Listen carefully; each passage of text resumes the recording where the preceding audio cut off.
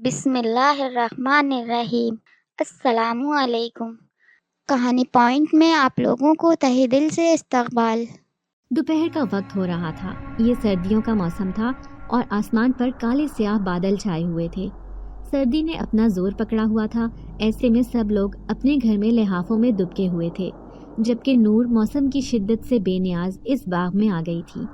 یہ باغ گاؤں سے قدرے فاصلے پر تھا اور اس باغ تک پہنچنے کے لیے سنسان علاقہ شروع ہو جاتا تھا۔ اس کے بارے میں طرح طرح کی باتیں مشہور تھیں۔ لوگ یہاں پر آنے سے گھبرا جاتے تھے۔ سب گاؤں والوں کا کہنا تھا کہ یہاں پر اثرات ہیں، یہاں پہ جنات رہتے ہیں، جو بھی یہاں سے گزرتا ہے جنات اسے تنگ کرتے ہیں۔ اس باغ کے ساتھ چند ایسے واقعات جڑے ہوئے تھے جس نے گاؤں والوں کو سوچنے پر مجبور کر دیا تھا کہ آخر اس باغ میں ایسا کیا ہے۔ اس باغ میں پہلا واقعہ آج سے 10 سال پہلے پیش آیا تھا۔ اس شخص کا نام رفیق تھا۔ وہ ایک گوالا تھا۔ اس کے پاس بہت ساری بھینسیں تھیں اور وہ ان کا دودھ بیچ کر گزارا کرتا تھا۔ وہ آس پاس کے گاؤں میں بھی اپنی سائیکل پر دودھ دینے کے لیے جایا کرتا تھا۔ اس دن وہ اسی باغ سے گزر کر دوسرے گاؤں میں جا رہا تھا جب اسے باغ کے پاس ایک عورت کھڑی نظر آئی۔ اس کے ہاتھ میں ایک برتن تھا۔ اسے دیکھ کر رفیق رک گیا۔ جیسے ہی اس کے برتن میں دودھ ڈالنے لگا تو وہ عورت زور زور سے ہنسنے لگی اور دیکھتے ہی دیکھتے اس کی شکل بگڑنے لگی۔ اسے دیکھ کر رفیق ڈر گیا اور وہاں سے سائیکل کو تیز تیز بھگا کر گاؤں میں آنے لگا۔ وہ ساتھ ساتھ بلند آواز میں آیت الکرسی کا ورد بھی کر رہا تھا اور وہ عورت مسلسل اس کے پیچھے بھاگتے ہوئے گاؤں کی حدود تک داخل ہوئی تھی۔ گاؤں میں پہنچتے ہی رفیق زمین پر گر گیا اور بے ہوش ہو گیا۔ ہوش میں آنے پر اس نے اپنے ساتھ بیتا ہوا واقعہ سب لوگوں کو بتایا۔ اس کے بعد پے در پے کئی لوگوں کے ساتھ ایسے حادثات ہوتے رہے جس کی وجہ سے یہ باغ پراسرار قرار دے دیا گیا۔ کوئی بھی انسان اس کے پاس سے گزرتے ہوئے بھی کانپ جاتا تھا۔ نور نے بھی اس باغ کے بارے میں بہت سی عجیب و غریب باتیں سنی تھی، مگر اب ان لوگوں کے گھر میں کل سے چولہا تک نہیں جلا تھا۔ کل سے ہی وہ لوگ بہت زیادہ بھوکے تھے۔ ان کے پیٹ میں پانی کے سوائے کوئی چیز نہیں گئی تھی۔ محلے والے بھی اب ان سے اکتا گئے تھے۔ ہر روز کوئی نہ کوئی ان کی مدد کر دیتا تھا، لیکن روز کون ان کی ذمہ داری اٹھاتا؟ یہ غریبوں کا علاقہ تھا، غریبوں کا محلہ تھا۔ یہاں پر بسنے والے سب لوگ ہی بہت مشکل سے ایک وقت کھانا کھاتے تھے اور ایک وقت فاقہ کشی کرتے تھے۔ اس طرح سے ہی سب کا گزر بسر ہو رہا تھا۔ ایسے میں کون ان کی مدد کر سکتا تھا؟ نور کی ماں کی کل سے ہی طبیعت خراب تھی اور اس کی باقی بہنیں اس سے چھوٹی تھیں اور وہ سب بھی صبح سے بہت رو رہی تھیں اور کچھ کھانے کو مانگ رہی تھیں۔ ماں تو بخار کی وجہ سے نڈھال تھی، اسے کوئی ہوش نہیں تھا۔ نور نے اپنی ماں کو جگانے کی بہت کوشش کی، مگر وہ بخار کی شدت سے کچھ بھی بولنے سے قاصر تھی۔ ایسے میں جب نور محلے میں سب گھروں میں گئی، سب سے مدد مانگنے پر بھی اسے کسی گھر سے ہمدردی اور کہیں سے دھتکار ملی اور کہیں سے وہ تانے سن کر نکلی۔ تھکے تھکے قدموں سے گھر واپس جا رہی تھی تو اسے اپنی چھوٹی بہنوں کے چہرے آنکھوں کے سامنے نظر آنے لگے اور اپنی ماں کی بیماری یاد آئی تو جی کڑا کر کے وہ اس باغ کے پاس چلی آئی۔ اس نے بھی باغ کے بارے میں باتیں سنی تھی۔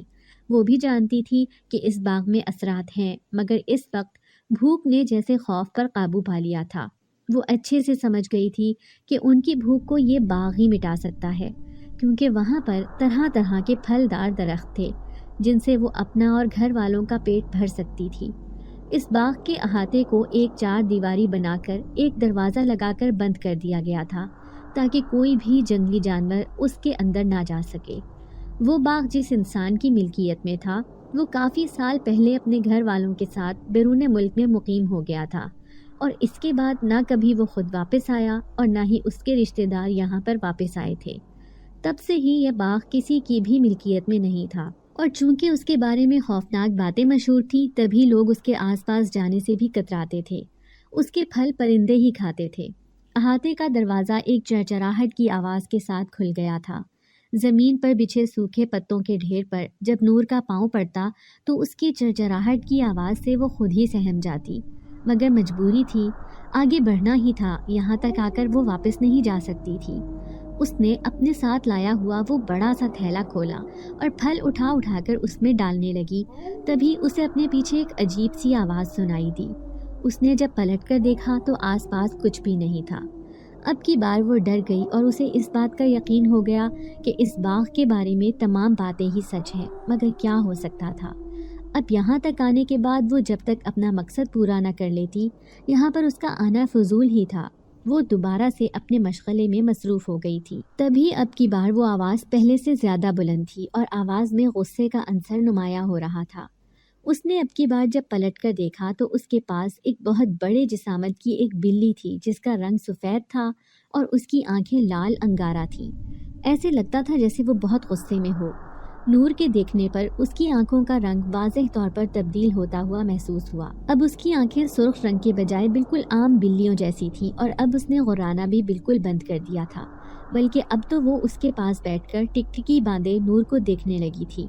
نور نے وہ تمام پھل بیگ میں ڈالے اور واپسی کے لیے قدم بڑھا دیے۔ وہ بلی بھی اس کے ساتھ ساتھ قدم اٹھانے لگی۔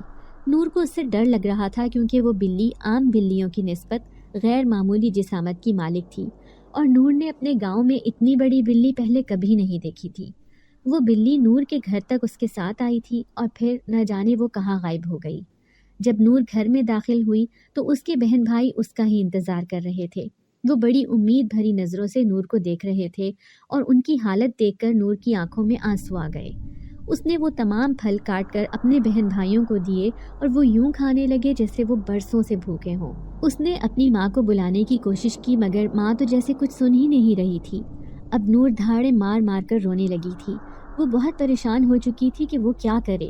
اس کے پاس اتنے پیسے ہی نہیں تھے کہ وہ ماں کا علاج کروا سکتی یا اسے کسی ڈاکٹر کے پاس لے کر جا سکتی۔ سوائے رونے کے وہ اور کیا کر سکتی تھی؟ تبھی تیز بارش کا سلسلہ شروع ہو گیا اور موسم میں پہلے سے زیادہ شدت آ گئی۔ بارش مسلسل برستی رہی تو ان کی کمزور چھتیں بھی ٹپکنے لگی تھیں۔ چھت جگہ جگہ سے ٹپک رہی تھی۔ ان کے پاس 2 کمرے تھے اور دونوں ہی کمروں کی اس وقت حالت ابتر ہو رہی تھی۔ اس نے ایک سائڈ پر چارپائیاں بچھا کر ان میں بستر ڈالا اور اپنی چھوٹی بہنوں کو ان بستروں پر لٹا دیا۔ خود وہ اپنے مستقبل کے بارے میں سوچنے لگی کہ اسے کیا کرنا چاہیے۔ بارش تھی کہ رکنے کا نام ہی نہیں لے رہی تھی۔ اب نور نے فیصلہ کر لیا تھا کہ وہ کسی کے گھر جا کر کام کرے گی اور یوں اپنی ماں کو مرنے نہیں دے گی۔ تبھی بارش کا زور ٹوٹا اور ساتھ ہی دروازے پر زوردار دستک ہونے لگی۔ نور سوچنے لگی کہ اس وقت کون آ گیا۔ جب اس نے دروازہ کھولا تو سامنے دروازے کے پاس ہی کالے رنگ کے شاپر تھے۔ اس نے آس پاس دیکھا، وہاں کوئی بھی نظر نہیں آ رہا تھا۔ وہ شاپر اٹھا کر گھر کے اندر لے آئی اور جب انہیں کھول کر دیکھا تو اس میں راشن کا سامان تھا اور ان میں ایک پرس بھی موجود تھا۔ اس میں تو بہت سے پیسے بھی تھے۔ یہ دیکھ کر نور کو اپنی آنکھوں پر یقین نہیں آ رہا تھا۔ بھلا بیٹھے بٹھائے اس کی اتنی بڑی مصیبت کیسے ختم ہو سکتی تھی؟ اس کی پریشانی کیسے حل ہو سکتی تھی؟ یہ پیسے اتنے تھے کہ وہ اپنی تمام ضروریات کو پورا کر سکتی تھی اور وہ راشن بھی کافی وافر مقدار میں تھا۔ نور اس انسان کو دعائیں دینے لگی جس نے اس مشکل گھڑی میں ان لوگوں کی مدد کی تھی۔ وہ ان کے کام آیا تھا۔ نہ جانے کون خدا کا نیک انسان تھا جسے بن کہے ہی ان لوگوں کی تکلیف کا احساس ہو گیا تھا۔ اس نے جلدی سے پھر بہن بھائیوں کی پسند کا کھانا بنایا اور محلے کی ایک عورت کو گھر میں چھوٹے بہن بھائیوں کے پاس بٹھا کر ایک اور عورت کو ساتھ لے کر ہسپتال میں اپنی ماں کو لے گئی تھی۔ بہترین نگہداشت اور دواؤں سے اس کی ماں کی حالت پہلے سے بہتر ہونے لگی تھی اور جب انہوں نے آنکھیں کھولی تب نور کی جان میں جان آئی تھی۔ وہ ضروری دوائیں لینے کے بعد گھر واپس آ گئے۔ اس نے اپنی ماں کا بہت زیادہ خیال رکھا تھا۔ اس کی ماں بھی حیران تھی کہ یکایک ہمارے حالات کیسے بدل گئے۔ کل تک تو گھر میں کھانے کو کچھ بھی نہیں تھا اور اب یہ ڈھیر سارا راشن اور اتنے پیسے کہاں سے آئے؟ وہ نور کو مشکوک نظروں سے دیکھنے لگی تھی۔ انہیں ڈر تھا کہ کہیں نور کسی غلط کام میں تو نہیں پڑ گئی۔ وہ ماں تھی، ان کے دل میں 100 خدشات تھے اور اسی خدشے کے تحت جب انہوں نے نور سے یہ سوال کیا تو وہ کتنی ہی دیر ماں کو دکھ بھری بے یقین نظروں سے دیکھتی رہی۔ پھر اس نے اس دن والی ساری بات اپنی ماں کو بتا دی۔ انہوں نے بھی اس انسان کو بہت دعائیں دی جس نے مشکل گھڑی میں ان کی مدد کی تھی۔ وہ پرس نور نے ایک بکسے میں رکھا تھا۔ جب اس نے وہ پرس کھول کر دیکھا تو اس میں پیسے جوں کے توں موجود تھے جیسے ان کو کسی نے ہاتھ بھی نہ لگایا ہو۔ یہ دیکھ کر نور حیرت زدہ رہ گئی اور اس نے جب یہی بات اپنی ماں کو بتائی تو وہ بھی حیرت سے پرس کو دیکھنے لگی۔ اب انہیں نور پر شک ہو رہا تھا کہ شاید وہ ان سے جھوٹ بول رہی ہے، حالانکہ انہیں اپنی تربیت پر پورا بھروسہ تھا۔ وہ جانتی تھی کہ ان کی بیٹیاں کبھی کوئی غلط کام نہیں کر سکتی، مگر اب جس طرح کے حالات چل رہے تھے ایسا کیسے ہو سکتا تھا جیسا نور بتا رہی تھی۔ پہلے کسی اجنبی انسان کا گھر میں آ کر ان کی چھپتے چھپاتے مدد کرنا، اور پھر یوں پیسوں سے بھرا ہوا پرس ان کے گھر میں تھا۔ وہ ایک ماں تھی، وہ یہ سب کچھ نظر انداز نہیں کر سکتی تھی، اس لیے انہوں نے نور پر نظر رکھنی شروع کر دی۔ اس کے معمولات پر جب انہوں نے غور کیا تو انہیں اپنی بیٹی سادہ اور معصوم ہی نظر آئی۔ اس کی ویسی ہی روٹین تھی جیسی شروع سے تھی۔ صبح فجر کے ساتھ اٹھتی، گھر کے کام کاج کرتی رہتی، جب چھوٹی بہنیں اسکول سے واپس آ جاتی تو پھر انہیں بھی پڑھانے لگتی تھی۔ نور نے بچپن سے ہی گھر میں غریبی دیکھی تھی، اس وجہ سے وہ ضرورت سے زیادہ سمجھدار تھی اور حالات کو اچھے سے سمجھتی تھی۔ ابا کی موجودگی میں بھی ان کے حالات اتنے برے نہیں تھے کہ وہ بھوکے پیٹ سوتے، مگر اب جب سے ان کی وفات ہوئی تھی تب سے تو گھر کے حالات بہت ہی زیادہ دگرگوں ہو گئے تھے۔ اب تو اکثر ان لوگوں کو فاقہ کشی کی حالت میں سونا پڑتا تھا، تبھی نور کی امی لوگوں کے گھروں میں کام کر کے ان کے جھوٹے برتن دھو کر اپنا اور بچوں کا پیٹ پالتی تھی۔ مگر اس مہنگائی کے زمانے میں گزارا کرنا بہت زیادہ مشکل کام تھا۔ تبھی نور نے بھی سرکاری اسکول سے میٹرک کیا اور اس کے بعد وہ آگے پڑھنے کی خواہش رکھنے کے باوجود بھی گھر پر بیٹھ گئی تھی۔ اب اس کی ساری توقعات اپنی چھوٹی بہنوں سے ہی جڑی ہوئی تھیں۔ آہستہ آہستہ وقت کا پہیہ گزرتا گیا۔ جب سے نور اس باغ سے ہو کر گھر واپس آئی تھی تب سے ہی اس کے ساتھ عجیب و غریب خوابوں کا سلسلہ شروع ہو چکا تھا۔ اکثر رات کو سوتے ہوئے وہ خواب میں خود کو اسی باغ میں پاتی تھی اور اسے اپنے ساتھ وہ بلی نظر آتی تھی جو اس دن اس نے باغ میں دیکھی تھی۔ آج بھی وہ اسی باغ میں گھوم رہی تھی جب اس نے دیکھا کہ وہ بلی دیکھتے ہی دیکھتے ایک انسان کا روپ دھار چکی تھی، اور انسان بھی اس قدر خوبصورت کہ اسے دیکھ کر آنکھیں خیرہ ہو جائیں۔ وہ پل کے جھپکائے بنا اسے دیکھ رہی تھی اور وہ رفتہ رفتہ اس کے قریب آ رہا تھا۔ جب اس نے نور کے ہاتھ کو چھوا تو اس کی حدت سے نور کا ہاتھ جل اٹھا اور فوراً اس کی آنکھ کھل گئی، مگر حیرت کی بات یہ تھی کہ نور کا ہاتھ ابھی تک جل رہا تھا۔ وہ حیران رہ گئی، یہ سب کیا تھا؟ اس نے اپنے ساتھ سوئی ہوئی چھوٹی بہنوں کو دیکھا، وہ سب بے خبر سوئی ہوئی تھیں۔ گھڑی پہ وقت دیکھا تو آدھی رات بیت چکی تھی۔ سردیوں کی لمبی راتیں جاگتے ہوئے کاٹنا آسان کام نہیں تھا، اور نور کی یہ ہمیشہ سے ہی عادت تھی، جب اس کی آنکھ کھل جاتی تھی تو دوبارہ اسے نیند مشکل سے ہی آتی تھی۔ کافی دیر بستر پر کروٹیں بدلتے ہوئے وہ سونے کی کوشش کرنے لگی تھی، مگر نیند نہیں آ رہی تھی۔ تبھی اسے دروازے کے پاس کھٹکھٹاہٹ کی آواز آئی۔ اس کے بعد یوں محسوس ہوا کہ جیسے کوئی دیوار پھلانگ کر اس کے گھر میں داخل ہوا ہو، ساتھ ہی کسی کے بولنے کی بھی آوازیں آ رہی تھی۔ وہ اپنی جگہ پر اٹھ کر بیٹھ گئی اور حیران پریشان ہو گئی، اور یہ سوچنے لگی کہ بھلا ان کے گھر میں کون داخل ہو سکتا ہے؟ ان کے گھر میں تو کچھ بھی نہیں تھا۔ وہ غریب لوگ تھے، اور وہ جو غیبی امداد کے طور پر ان کے پاس پیسے موجود تھے ان کے بارے میں تو کسی کو بھی خبر نہیں تھی۔ تو ان کے گھر میں کوئی چور اچکا تو آنے سے رہا، غریبوں کے پاس سوائے عزت کے اور کیا ہوتا ہے؟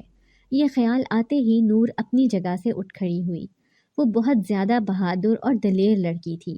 دوسرے کمرے میں اس کی ماں اور دوسری بہنیں سو رہی تھیں۔ اس نے اپنے دروازے کے پیچھے سے ایک موٹا سا ڈنڈا اٹھایا اور آہستہ سے دروازہ کھول کر باہر آئی۔ ٹھنڈی ہوا نے اس کا استقبال کیا تھا۔ صحن میں ایک چھوٹا سا بلب جل رہا تھا جس کی ہلکی ہلکی روشنی میں سارا منظر واضح ہو رہا تھا۔ صحن میں جھولتا جامن کا درخت اس وقت کسی آسیب کا منظر پیش کر رہا تھا۔ اس کا سایہ بہت زیادہ خوفناک تھا۔ نور آہستگی سے چلتی ہوئی باہر آ گئی۔ دوسرے کمرے کا دروازہ بھی اندر سے بند تھا، ہر طرف خاموشی طاری تھی۔ جب نور نے صحن کا دروازہ دیکھا تو وہ بھی بند تھا، جبکہ اس نے جاگتے ہوئے پورے ہوش و حواس میں دیوار سے کودنے کی اور باتیں کرنے کی آواز سنی تھی، مگر اس وقت یہاں پر کوئی بھی نہیں تھا۔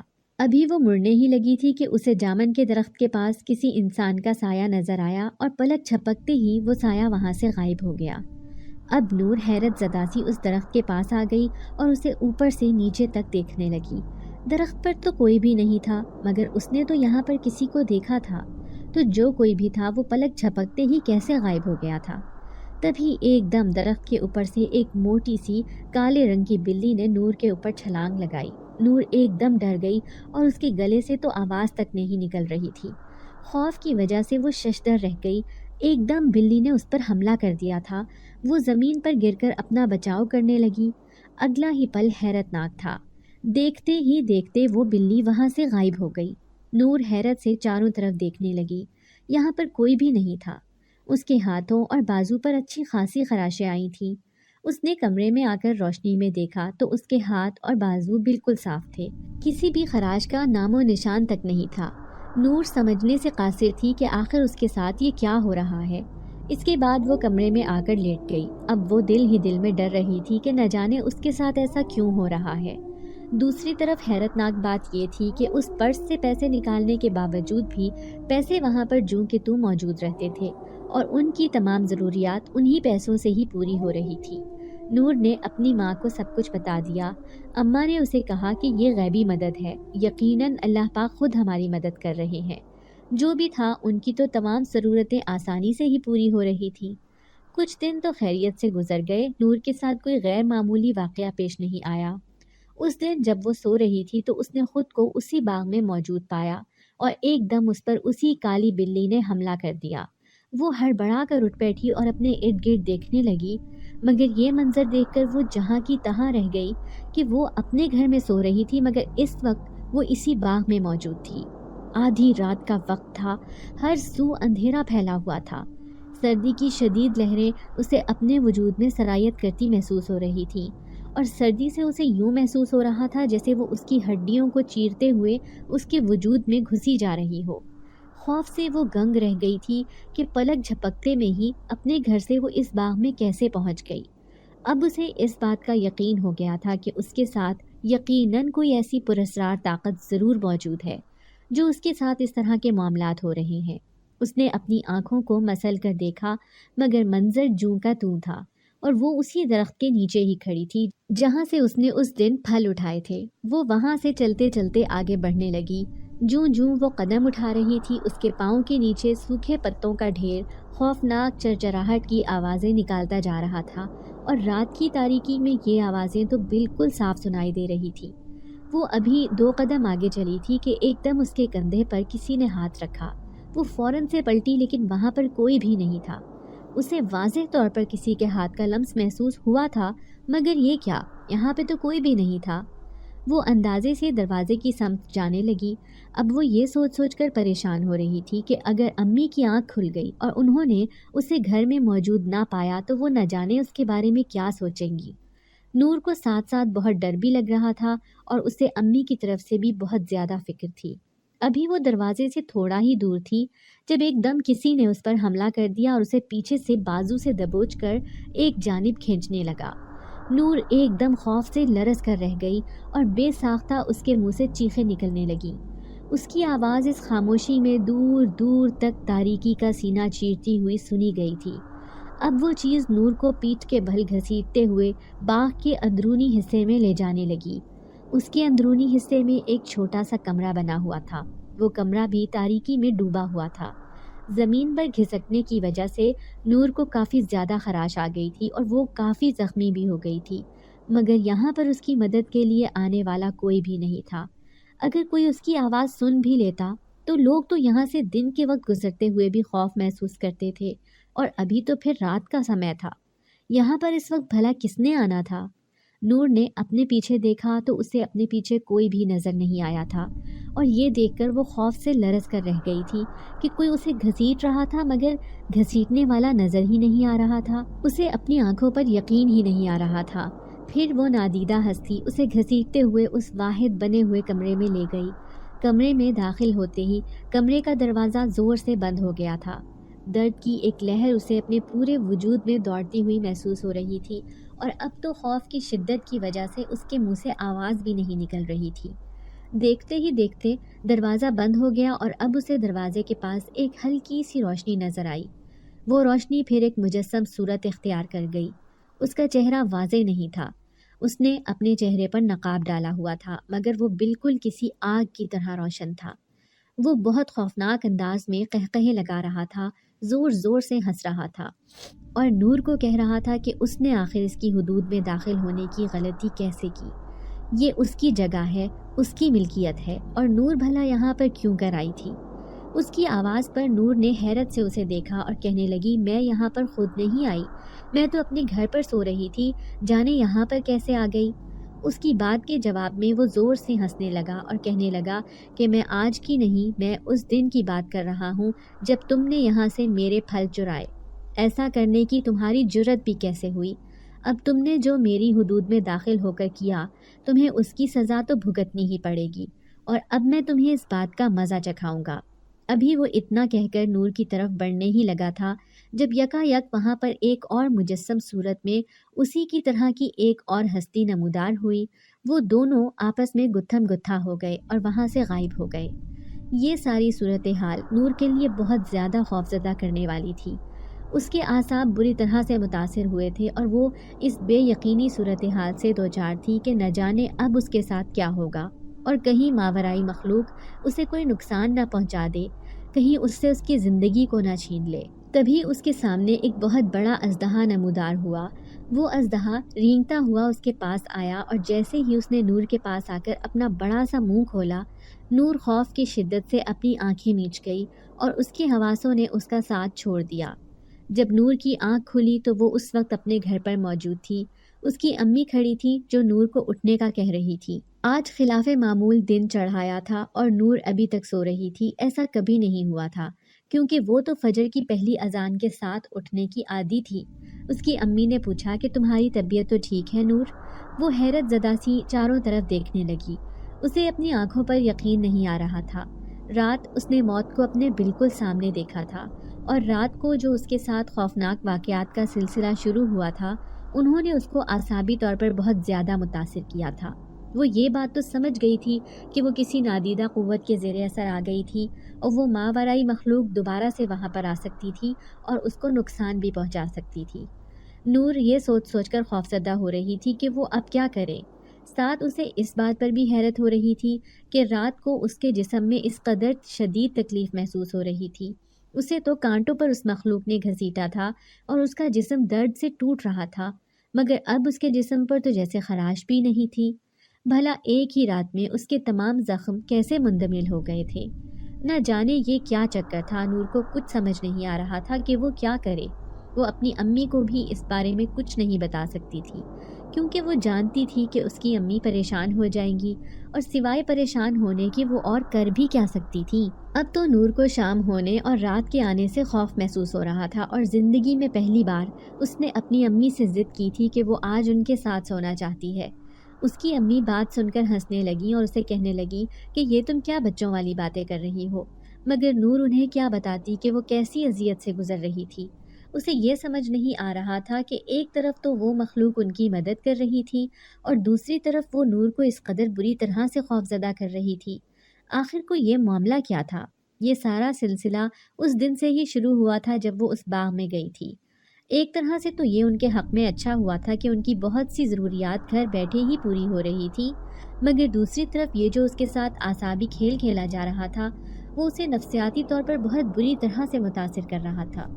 وہ تو اب سونے سے بھی ڈرنے لگی تھی۔ اگلے دن جب وہ سو رہی تھی تو اس نے دوبارہ سے وہی منظر دیکھا۔ وہ خواب میں اسی جگہ پر تھی، اور جب اس نے آنکھیں کھولی تو وہ اسی باغ میں موجود تھی۔ یقیناً آج پھر وہ نئے سرے سے تکلیف سے گزرنے والی تھی۔ یقیناً آج بھی اس پر اذیت کے نئے در واہ ہونے والے تھے۔ یہ خیال آتے ہی وہ دروازے کی طرف بھاگنے لگی۔ جتنا وہ دروازے کی طرف بھاگ رہی تھی، اتنا ہی وہ اس سے دور ہو رہا تھا۔ اچانک اسے اپنے پیچھے کسی کے قدموں کی چاپ محسوس ہوئی، اور پھر ساتھ ہی اس کے گونجدار قہقہے سنائی دیے جانے لگے۔ تم مجھ سے بچ کر کہیں نہیں جا سکتی، آخر کو کہاں تک بھاگو گی؟ یہ سن کر نور دیوانہ وار وہاں سے بھاگنے لگی۔ بھاگتے بھاگتے وہ ایک دم گر گئی، اور جب اس نے آنکھ کھولی تو اس نے خود کو ایک انوکھی جگہ پر پایا۔ یہ ایک بہت بڑا ہال تھا جو بہت روشن تھا، اور وہ بالکل دن کا سما پیدا کر رہا تھا۔ وہاں پر کوئی بھی نہیں تھا جہاں پر نور کھڑی تھی۔ اس کے سامنے ایک بہت بڑا سا تخت بنا ہوا تھا۔ وہ ادھر ادھر دیکھنے لگی کہ پلک جھپکتے میں ہی وہ کہاں پہنچ گئی آخر۔ یہ اس کے ساتھ ہو کیا رہا تھا؟ تبھی دیکھتے ہی دیکھتے وہاں پر ایک نورانی صورت کا شخص نمودار ہوا۔ اس نے نور کا خیر مقدم کیا۔ نور سمجھنے سے قاصر تھی کہ وہ کہاں پر ہے، یہ کون سی جگہ ہے، اور یہ کون انسان ہے۔ تبھی وہاں پر اور لوگ بھی نظر آنے لگے۔ وہ سب اس شخص کے سامنے سر جھکائے کھڑے تھے، اور وہ سب کے سب نوجوان تھے، سب انتہائی خوش شکل تھے۔ نور نے اس قدر خوبصورتی اپنی زندگی میں نہیں دیکھی تھی۔ وہ ایک ٹک حیرت سے ان سب کو دیکھ ہی رہی تھی۔ اس کے لیے تو یہ منظر اور یہ سب لوگ سب کچھ ہی حیرتناک تھا۔ تبھی وہ نورانی صورت والے بزرگ گویا ہوئے، میں شہنشاہ جنات ہوں اور یہ جو تم دیکھ رہی ہو میرے بیٹے ہیں۔ تمہیں فکر مند ہونے کی ضرورت نہیں ہے، ہم تمہیں کوئی نقصان نہیں پہنچائیں گے۔ وہ سب جن تھے، یہ سن کر نور کو اپنے کانوں پر یقین نہیں آ رہا تھا۔ تبھی ان میں سے ایک لڑکا گویا ہوا، کہنے لگا، ابا حضور، اسفندیار نے اس معصوم اور بے ضرر لڑکی کو تنگ کیا ہے۔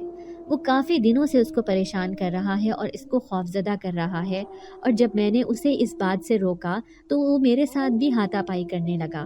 یہ سنتے ہی ان بزرگ کے چہرے پر غصے کی سرخی چھانے لگی اور وہ غصے سے گویا ہوئے کہ اسفندیار کہاں ہے؟ تب اسی نوجوان لڑکے نے بتایا کہ وہ ابھی تک وہیں پر ہے، انسانوں کی دنیا میں ہی۔ ان کی باتیں نور کے سر کے اوپر سے گزر رہی تھی۔ وہ نہیں سمجھ پا رہی تھی کہ یہ کس قسم کی باتیں کر رہے ہیں۔ تبھی اس بزرگ نے نور کو اپنے پاس بلایا اور اسے کہنے لگے کہ تمہارے من میں کافی سوالات ہوں گے جو تمہیں پریشان بھی کر رہے ہوں گے، اور تم ان کے جواب جاننا چاہتی ہوگی۔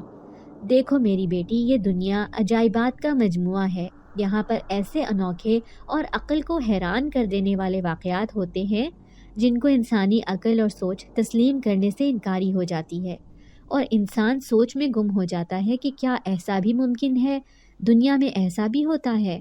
تم جانتی ہو کہ انسانوں کے علاوہ اور بھی بہت سی مخلوقات ہیں جو اس دنیا میں آباد ہیں۔ ہمارا تعلق قبیلہ جنات سے ہے، لیکن فکر نہیں کرو، ہم تمہیں کوئی نقصان نہیں پہنچائیں گے، بلکہ ہم تمہاری مدد کرنا چاہتے ہیں۔ نور، جو ان کے قبیلہ جنات میں سے ہونے کا سن کر ڈر گئی تھی، اب ان کی باتوں سے اسے کافی حوصلہ ہوا۔ وہ مزید کہنے لگے کہ میرے بیٹے اسفندیار کو انسانی دنیا میں رہنے کا بہت شوق ہے، اور کافی سال پہلے سے ہی وہ تمہاری دنیا میں رہ رہا ہے۔ اس کا بسیرا اس باغ میں ہے کیونکہ وہ ویرانے میں تھا اور وہاں پر کوئی بھی آتا جاتا نہیں تھا۔ میرا وہ بیٹا بہت شرارتی ہے اور وہاں پر جو عجیب و غریب واقعات ہو رہے تھے، لوگوں کو خوفزدہ کرنا اور ان کو ڈرانا، وہ اسفندیار ہی کر رہا تھا۔ میرے لاکھ منع کرنے پر، سزا دینے کے باوجود بھی وہ اپنی شرارتوں سے باز نہیں آیا۔ رفتہ رفتہ لوگوں نے اس باغ میں جانا ہی چھوڑ دیا۔ اس کے بارے میں چند واقعات ایسے تھے جو سچائی پر مبنی تھے، اور چند من گھڑت قصے تھے جو لوگوں نے خود سے ہی بیان کر کے پھیلا دیے تھے۔ ان کا اسفندیار سے یا کسی اور ہوائی مخلوق سے کوئی تعلق نہیں تھا۔ تب سے ہی اسفندیار اس باغ میں ہی رہتا ہے اور اس کو اپنی ہی ملکیت سمجھتا ہے۔ وہ دن جب تم اس باغ میں گئی تو وہاں پر اسفندیار موجود نہیں تھا۔ وہاں پر ارسلان بھی اسفندیار کی تلاش میں گیا تھا۔ ارسلان میرا سب سے بڑا اور سمجھدار بیٹا ہے۔ یہ بہت ہی نیک اور خدا ترس جن ہے۔ تمہاری حالت دیکھ کر اسے ترس آ گیا تھا، اسی لیے ارسلان نے تمہیں خوفزدہ کر کے وہاں سے بھگانے کی کوشش کی تھی، تاکہ اسفندیار تمہیں وہاں پر دیکھ کر تمہیں کوئی نقصان پہنچانے کی کوشش نہ کر سکے۔ اس کے بعد وہ تمہارے ساتھ گھر تک آیا تھا اور تم لوگوں کی مدد بھی ارسلان نے ہی کی تھی، اور اس کے بعد اسفندیار کو تمہارے بارے میں معلوم ہو گیا۔ چونکہ وہ اس باغ کو اپنی ملکیت سمجھتا ہے، اس لیے وہ تم پر اس بات پر ناراض تھا کہ تم اس کی غیر موجودگی میں وہاں پر کیوں گئی تھی، تبھی وہ تمہیں خوفزدہ کر رہا تھا۔ اس بات پر ارسلان نے اسے سمجھانے کی کوشش کی ہے کہ وہ اپنی حرکتوں سے باز آ جائے، مگر وہ باز نہیں آیا، اور اب ہم نے اس کی غلطیوں سے اجتناب برتنا چھوڑ دیا ہے۔ اب ہم اس کو اس کے کیے کی سزا ضرور دیں گے، تاکہ اسے بھی اپنی غلطیوں کا، اپنی شرارتوں کا احساس ہو سکے، اور ہم تم سے بھی وعدہ کرتے ہیں کہ ہم تمہاری ہر ممکن حد تک مدد کریں گے، تم لوگوں کی ہر پریشانی کو دور کرنے کی کوشش کریں گے۔ ان کی باتوں سے نور کو بہت ڈھارس بندھی تھی۔ وہ جو یہ سوچ سوچ کر کرتی رہتی تھی کہ وہ دنیا میں اکیلی ہے، ان کا کوئی بھی نہیں ہے، کوئی ان کا خیر خواہ نہیں ہے، تو اب جیسے اس کے سارے گلے شکوے دور ہو گئے تھے، اور اسے خدا کی محبت پر یقین آ گیا تھا کہ خدا کبھی بھی اپنے بندوں سے غافل نہیں ہو سکتا، وہ کبھی بھی انسان کو اکیلا نہیں چھوڑتا۔ اس کے بعد انہوں نے نور کو اس کے گھر میں واپس چھوڑ دیا، اور جاتے جاتے اسے سختی سے تاکید کی تھی کہ وہ لوگ کبھی بھی ان پیسوں کا کسی کے ساتھ بھی ذکر نہیں کریں گے۔ نور نے انہیں یقین دہانی کروائی کہ وہ کسی سے بھی اس بات کا ذکر نہیں کرے گی۔ دن اب سکون سے گزر رہے تھے۔ اب نور کو نہ تو ڈراؤنے خواب آتے تھے اور نہ ہی اسے کوئی تنگ کرتا تھا۔ زندگی جیسے سہل سی ہو گئی تھی۔ ان لوگوں نے گھر بھی اب بہت اچھے سے سیٹ کر لیا تھا۔ گھر کے بنے ہوئے کمروں کی حالت ٹھیک کروائی تھی اور چھت بھی پکی کروا لی تھی۔ اور اس کے ساتھ ساتھ انہوں نے 2-3 اور کمرے ڈلوا کر آدھے حصے کو کرائے پر دے دیا تھا۔ ان کے رشتہ دار اور محلے کے لوگ جو مصیبت کے وقت میں ان کا تماشا دیکھ رہے تھے، اب جب ان کے حالات پھر گئے تو ان لوگوں نے منہ میں انگلیاں داب لی۔ وہ حیرت سے سوچنے لگے کہ ان کے یکایک گھر کے حالات کیسے بدل گئے اور اب ان لوگوں کے گھر میں اس قدر خوشحالی کیسے آ گئی۔ ان کے رشتہ داروں سے ان کے گھر کی خوشحالی کسی بھی طرح سے ہضم نہیں ہو رہی تھی۔ تبھی نور نے پھر اپنی ماں کو سختی سے منع کیا کہ وہ ان پیسوں والے پرس کے بارے میں کسی سے کوئی ذکر نہیں کریں گی۔ اب نور کی باقی بہنیں بھی شادی کے قابل ہو گئی تھیں۔ وہ 7 بہنیں تھیں۔ جب سب سے چھوٹی بیٹی پیدا ہوئی تھی تو ان کی ماں کو یہی پریشانی تھی کہ اللہ پاک نے انہیں ایک بھی بیٹا عطا نہیں کیا تھا اور ان پر 7 بیٹیوں کی ذمہ داری تھی، 7 بیٹیوں کا بوجھ تھا، اور وہ یہی سوچتی رہتی تھی کہ وہ کیسے اپنی بیٹیوں کی شادی کر سکتی ہیں، کیسے وہ ان کے لیے جہیز تیار کریں گی۔ اور جب ان کے شوہر کی موت واقع ہو گئی تو اس کے بعد تو جیسے ان کی پریشانی حد سے سوا ہو گئی تھی، مگر اب اللہ پاک نے ان کی تمام پریشانیاں ختم کر دی تھیں اور اب انہیں انتظار تھا تو صرف آنے والے معقول رشتوں کا۔ نور سب بہنوں میں بڑی تھی مگر وہ پہلے اپنی بہنوں کی شادی کرنا چاہتی تھی۔ وہ اپنی ماں کے ساتھ رہنا چاہتی تھی تاکہ وہ ہمیشہ ان کا خیال رکھ سکے۔ بیٹیوں کی شادی کے لیے انہوں نے رشتے کروانے والی ایک خالہ سے مدد لی تھی۔ پھر ایک دن وہ انتہائی معقول 2 بھائیوں کا رشتہ لے کر آ گئی جن کی طرف سے جہیز کی کسی چیز کی کوئی ڈیمانڈ نہیں تھی، انہیں بس اچھی اور سلجھی ہوئی لڑکیاں چاہیے تھیں۔ یوں خوش اسلوبی سے ان دونوں کا فریضہ ادا ہو گیا تھا۔ باقی ان کی چھوٹی بیٹیاں ابھی پڑھ رہی تھیں، وہ پڑھ لکھ کر کسی قابل بننا چاہتی تھیں اور نور نے اپنی ماں کو کہا کہ وہ ان کی پڑھائی کے درمیان کبھی بھی نہیں آئیں گی۔ اچھا ہے وہ پڑھ لکھ کر کسی قابل بن جائیں تاکہ کل کو انہیں کسی کا محتاج نہ ہونا پڑے۔ نور کی امی کو بھلا کس بات پر اعتراض ہونا تھا، وہ تو ویسے بھی نور کی ہر بات کو ہی تسلیم کر لیا کرتی تھی۔ اس دن ایک عجیب بات ہوئی۔ اس دن نور گھر پر اکیلی تھی اور اس کی باقی بہنیں اسکول اور کالج گئی ہوئی تھیں۔ اس کی امی خاندان میں ایک فوتگی والے گھر پہ گئی ہوئی۔ تبھی دروازے پر زور زور سے دستک ہونے لگی۔ جب نور نے دروازہ کھولا تو سامنے ایک بوڑھی عورت کھڑی تھی۔ وہ بہت ہی زیادہ برے حال میں تھی، اس کی کمر جھکی ہوئی تھی، اس کے ہاتھ میں لاٹھی تھی اور وہ لاٹھی ٹیکتے ہوئے چل رہی تھی۔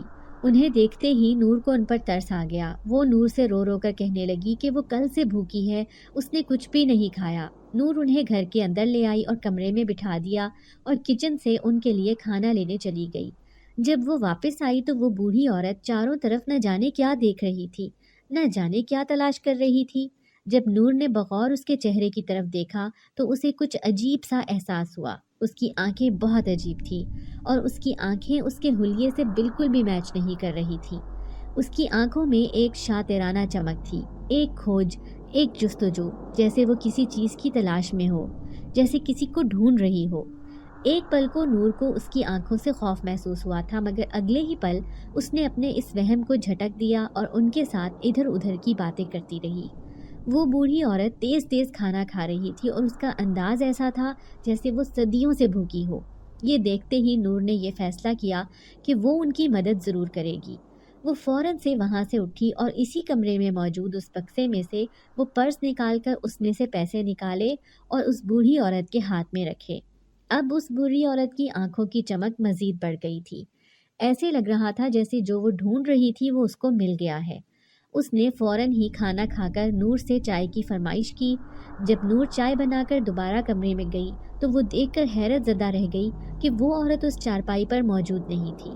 جب اس نے باہر آ کر دروازہ دیکھا تو دروازہ اندر سے بند تھا۔ اس نے اسے پورے گھر میں تلاش کیا لیکن وہ عورت کہیں نہیں ملی۔ اب تو وہ خوف زدہ ہو گئی تھی اور سوچنے لگی کہ وہ کیسے غائب ہو گئی۔ پھر ایک خدشے کے تحت وہ واپس اسی کمرے میں آئی اور جب اس نے اس بکسے کی طرف دیکھا تو وہ بکسہ کھلا ہوا تھا اور اس میں سے وہ پرس غائب تھا۔ نور نے دونوں ہاتھوں میں اپنا سر تھام لیا۔ اب اسے سمجھ نہیں آ رہی تھی کہ وہ کیا کرے۔ اسے شہنشاہ جنات نے خاص طور پر تاکید کی تھی کہ اس پرس کا خاص دھیان رکھنا، کسی کو بھی اس کے بارے میں پتہ نہ چلے، مگر یہاں پر نور سے یہ غلطی ہوئی کہ اس نے اس پرس کو اس بوڑھی عورت کے سامنے کھول دیا تھا۔ یوں وہ اس پرس کو لے اڑی مگر سوال یہ تھا کہ وہ عورت کون تھی اور اسے اس پرس کے بارے میں کیسے پتہ چلا اور وہ اس کو لینے کے پیچھے کیوں پڑی ہوئی تھی۔ اگر وہ انسان کے بجائے کوئی دوسری مخلوق تھی تو اس کو تو پھر پیسوں کی ضرورت ہی نہیں تھی، پھر اس نے ایسا کیوں کیا؟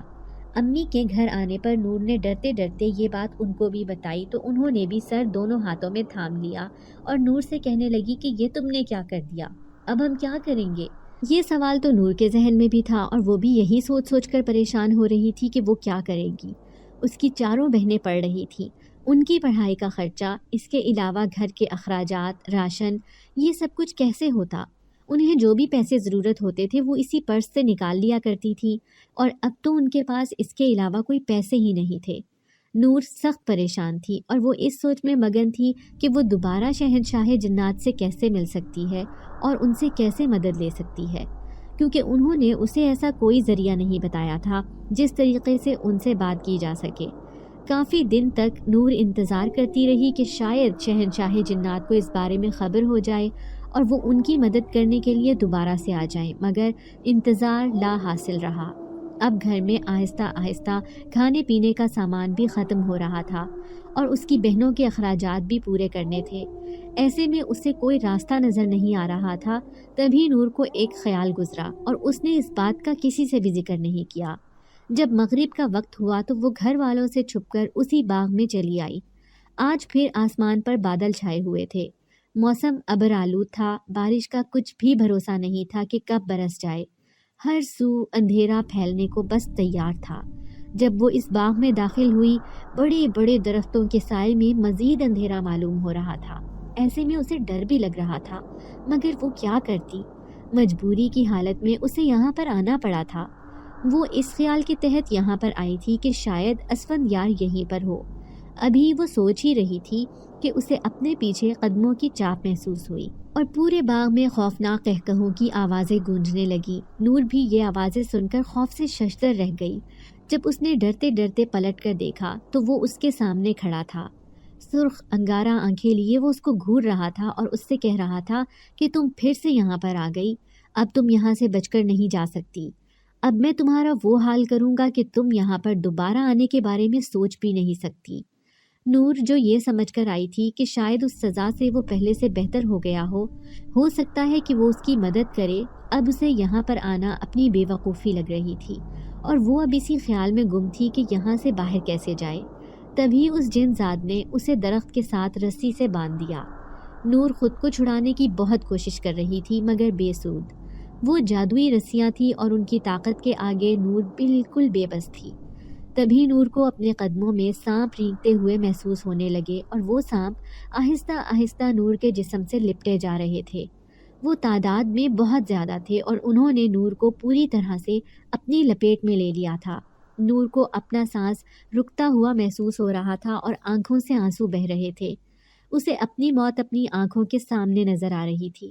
وہ شدت سے خدا کو پکارنے لگی، تبھی ایک دم اس کے ہاتھ رسیوں سے آزاد ہو گئے اور وہ تمام سانپ بھی غائب ہو گئے۔ منظر اب بدل چکا تھا۔ وہ اب پھر سے اسی ہال میں تھی اور اس کے پاس وہی نورانی صورت والے بزرگ اور وہی جن زادے تھے۔ اب کی بار شاہ جنات بہت ہی زیادہ غصے میں تھے۔